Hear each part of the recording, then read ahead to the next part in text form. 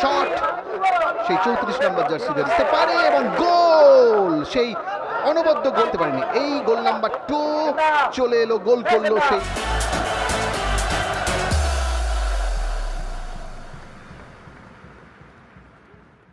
দুই দল, Kalighat sports lovers association এবং পাঠচক্র।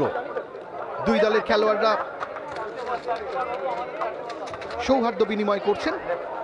দুই ক্যাপ্টেন নাজিবুল মোল্লা এবং শুভেন্দু শেখর। পার্পেল জার্সি পরিহিত পাঠচক্র এবং হলুদ নীল জার্সি পরিহিত কালীঘাট স্পোর্টস লাভার্স ঐক্যবদ্ধ হচ্ছে। কি হয় আজকের খেলার ফলাফল? খেলা শুরু হয়ে গেল।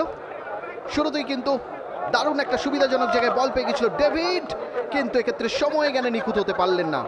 এবারে শট কালীঘাটের চমৎকার জায়গায় জায়গায় শট করেছিল, কিন্তু অর্ণব দাস সঠিক পজিশনে ছিল। এখানে ফাউল, আমান যাদব ফাউল করেছিল।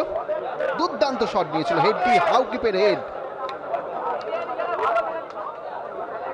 এখানেও কিন্তু একটা দারুণ সুযোগ ছিল দ্বিতীয়ার্ধের শুরুতেই, কিন্তু বৃষ্টি এসেছিল মাঠে। খেলার ফলাফল 0-0 ছিল।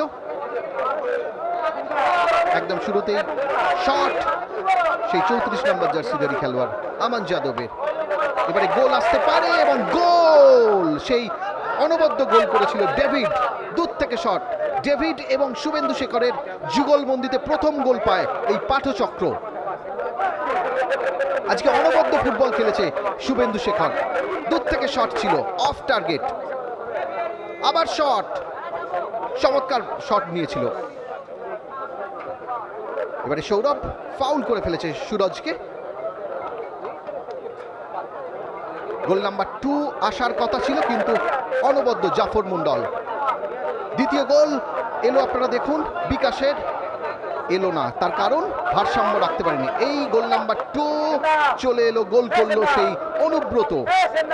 সাগুন সোরেনের অ্যাসিস্ট থেকে অনুব্রত গোল করে এগিয়ে দেয় দলকে 2-0 গোলে।